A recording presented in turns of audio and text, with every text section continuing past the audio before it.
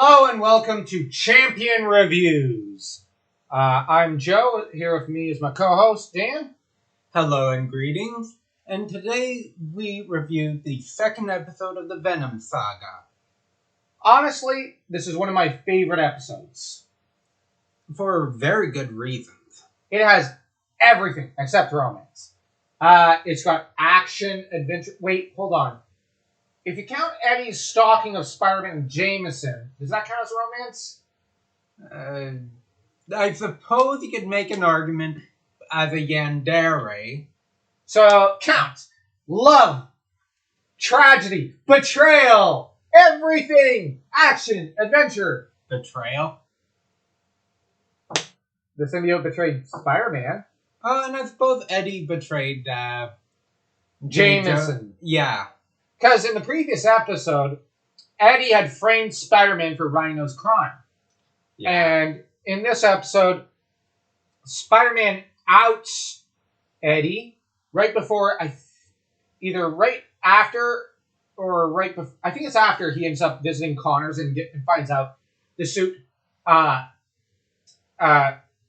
latches onto a host and bonds with it, and in time replaces it with itself. Essentially, for all intents and purposes, eating it. Because I wonder what happened to the previous hosts. Mm-hmm.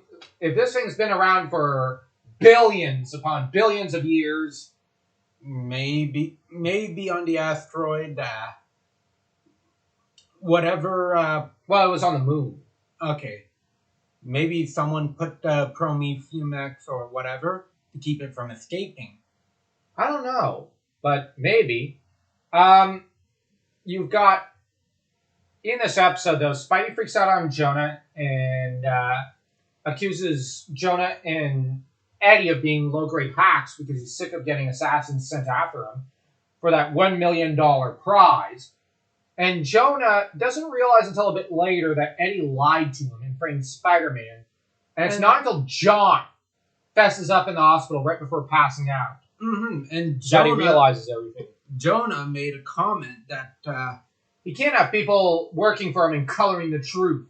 and when it comes to Spider-Man freaking out on him, He stated he was nuts before, but that costume's, ever since he got it, he's been really nutty. But yeah, like, now, what I find really interesting is when Jonah says, I can't have people working for me coloring the truth. Occasionally Jonah does that himself. But on the other hand, he says, it's against everything I stand for, which I thought was really funny. But on the other hand, there is a core to Jonah that doesn't want to color the truth. And Jonah's perception of the truth is often shaky at times. But here in this episode, he comes closest to it out of all the characters. Him and Connors. Connors is actively afraid of Spider-Man when he first sees him, which I think that does support a bit of the tongue, like what Spider-Man really looks like to an extent. And maybe not the muscular physique that we attribute to Venom, but at least the tongue and whatnot.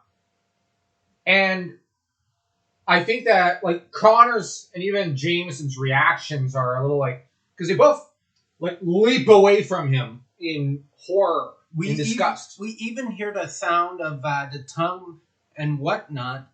I was gonna get and when Spider-Man confronts the Shocker. Yeah, on the top floor of the cathedral near the bell. Yeah. Because they end up fighting all the way up to the... Well, they make their way to the bell tower. And, yeah.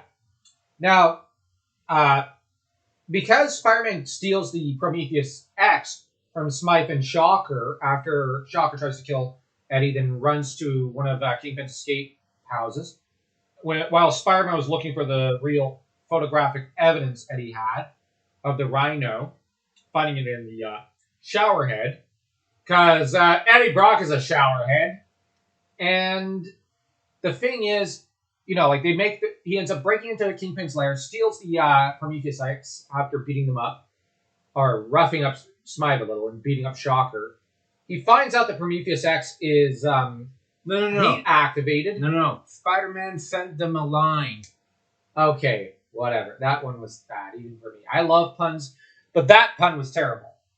I thought it was up to your level. No, not even close. But, like, then the response from Kingpin, what I like is how there's a three-way war act almost happening, you know what I mean? With all three going after each other in a way. And I thought that was really, really neat. Mm-hmm. Because this is how you write this kind of not three kingdoms, but three-way war in a series. But Jonah's son is taken captive by Smythe and Shocker, who get the idea from a comment Kingpin makes saying, I want my Prometheus X back, and you're going to get it for me, even if you have to take the whole city hostage. Excellent idea from Smythe. Now, Jonah ends up approached by Shocker, and then ends up with this. And Jonah, of course, gives out a distress beacon of sorts to Spider-Man, who grudgingly goes to help him, having been watching the news, and agrees to help save John.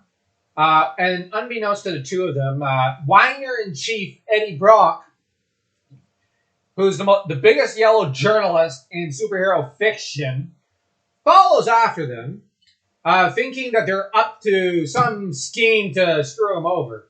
The dude is the most delusional character I've ever seen. Even Ken Ellis is a cleaner journalist than him. Yes. And that's saying something, because Ken Ellis is yellow journalist. But, heck, like, I've never seen a character more delusional here.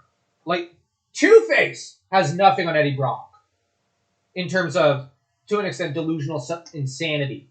He blames everyone else for his problems. Most notably, Spider-Man. And, of course, a fight breaks out once John is saved, because Smythe doesn't really care. He got the rock. Yeah. Now he doesn't realize it turns to the lead after, 2-3 days. Well, 3-4 days, actually. Mm-hmm. And why he didn't know that? So he could take the it's because Kingpin never let him study it. Exactly. Yeah, which, as Smythe always has to say, well, because you didn't let me study it. He's always doing I told you so. But he's right. It's one of the appropriate times, because it was entirely Kingpin's fault, who was just desperate to sell it for $1 billion. And Smythe's like, in order so that he could study it and take proper procedure to ensure that its radioactive half-life remains is stretched out as long as possible. But, Smythe leaves because, his job's finished. Shocker starts fighting Spider-Man. Eddie goes in to try and attack Spider-Man. Shocker uses this as a diversion and turns on Eddie. And, they fight Spidey comes after Shocker, getting really heated up in the fight and wanting to kill Shocker. And he would have had that meddling Eddie Brock. Eddie Brock shows up, attacks Spidey, who just decides, I'm fed up with you. Webs him, hanging down from the center, from right next to the clock tower. And this is around the time you hear Jeff. And also the double voice, because, there's always the double voice of Venom. Mm-hmm. And here it is. Because you're the main course. The way he talked was like he was about to eat both Shocker and Brock. Oh, yeah, because he says to Brock, I'm saving you up for dessert. Exactly. I mean, why would Spider-Man need to continuously talk like that? And it's like, Eddie Brock, why would he need to fight him? Yeah. And then and you're the main course. But it sounds, because remember, when Venom talks, it sounds like two people talking. And here, it sounds like that. And it's like, initially you have Peter's voice, and then it's not completely overwhelmed. You hear it. But here you hear both voices at the same time. Yeah, it's starting to sound more like an echo that's coming closer. Yeah, and, by now, it's both voices at the same time. And, yeah, like you said, there's the tongue. And when Spider-Man actually holds Shocker over the railing, there's a moment where he leans into his Shocker and Shocker just pulls back. Like there's something in his face. And I couldn't help but notice that scene as an adult just now. And my first thought was, is there something in his face like that's just there and he's like... And I couldn't help but think maybe there's even the teeth. And what's Shocker's reaction there? It's like... And maybe that's why he's going, you can't! Because he just realized on some level, is Spider-Man going to eat me? And naturally he starts wetting himself because he's going, okay, if I have to die, okay, but I don't want to be eaten alive here. And then... But I like how it's more like, you can't! And you have Spider-Man, I have the power, don't I? Then he remembers, my Uncle Ben, he always used to tell me, that with great power, there must come great responsibility. And that's when he realizes, it clicks back into his head, that oh right, I have ethics. I have morals. And of course the Venom symbiote tries to kill, besides, well, if it can't eat Shocker, it's just going to kill him. And Spider-Man saves him, only to get this costume torn off by the clock tower bell. Peter then runs away because he's so overwhelmed. After he just checks to see if the symbiote disappeared and is dead or something. After being chucked over by the symbiote in one last desperate act to, like, the two square off a little. And Peter decides, I gotta get out of here. And he's really tired, he's exhausted.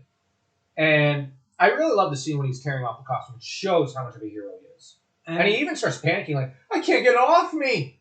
It's like, wow. He's desperate to get this thing off him. But yeah, like, the scene just with the checks in the mail, baby.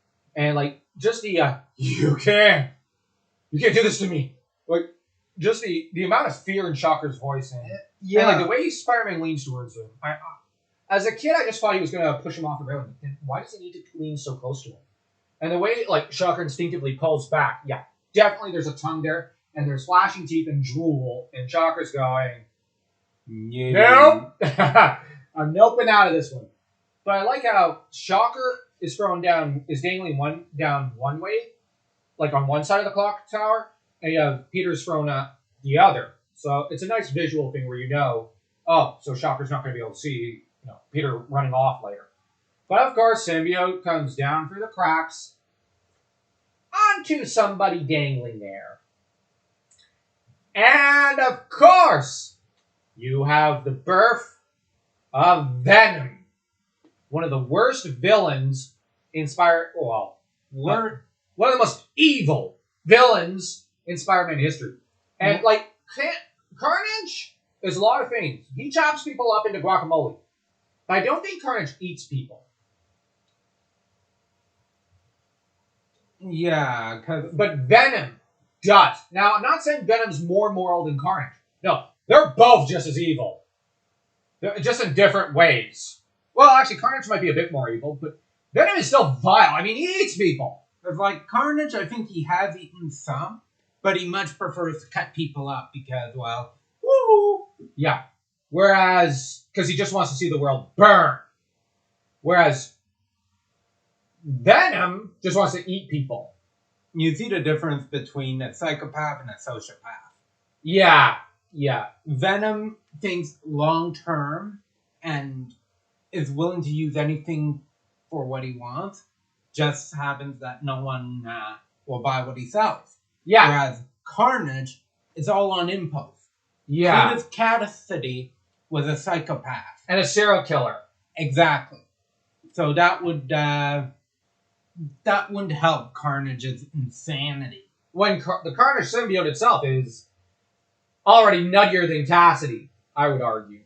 Oh, yeah, definitely. All the symbiotes are nuts. Well, except for the one good one. But other than that, they're all nuts. Like, nuttier than a fruitcake. And, yeah, now, the animation and art in this episode is, as usual, perfect. The audio is perfect. The voice acting is perfect. Now, this episode, I don't like. Oh man, what can you say about this episode? Nothing is bad. Mhm. And I love that what shines at the end? Peter's goodness. Yes. So, but at the same time, I like how far the Carnage symbiote took him. This is the perfect season 1, like, along with the next episode. The next episode's the finale, but this is supposed to be a 3-part set of episodes. So it's actually supposed to be an hour-long episode. It's a trilogy. But you're supposed to watch it as one long episode. 1 hour. And that's why I'm kind of like, I wish I would have preferred it had it all been one day after the next, or all on the same day and we review it one way. But you know what? We got to help with the algorithm and whatnot. No, I'll be honest with our viewers. So, yeah, let's review this. Let's rate this thing. 3.5. I'll give it a 4. Okay. Like, there's nothing you can improve on this episode with. Now, one problem I have with some of the later cartoons is you'd have like, oh, I'm here for romance, girl popping up here. Now, we did kind of have that with Felicia, but the thing is, this episode was focused entirely on the character arcs. Okay, I'm going to 3 and 3/4. Okay. It's like, you just remind me of the primary reason. It's like, sure,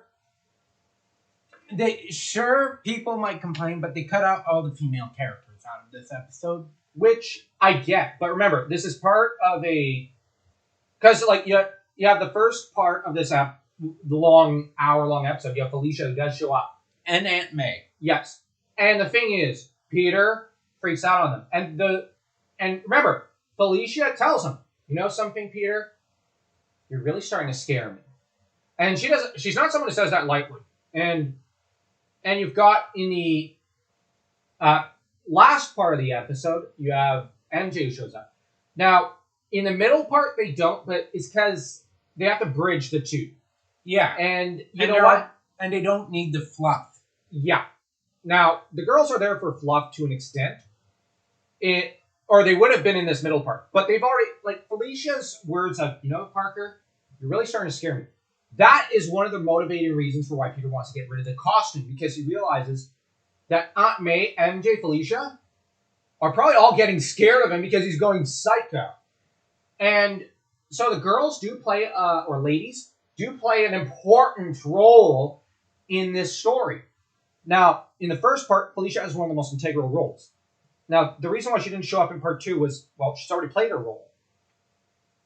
And MJ plays an important role in part 3. So, yeah. Now, this is one of my favorite parts, although part 3 is probably my favorite. Mm-hmm. I think it's been a little bit since I watched this cartoon. Like a year, 2 years, 3 years maybe. But, yeah. 4 out of me, 3.3 out of you. Seriously, like, these Venom episodes are the best. Mm-hmm. You don't see that much cartoons pull stuff off like this. Yes.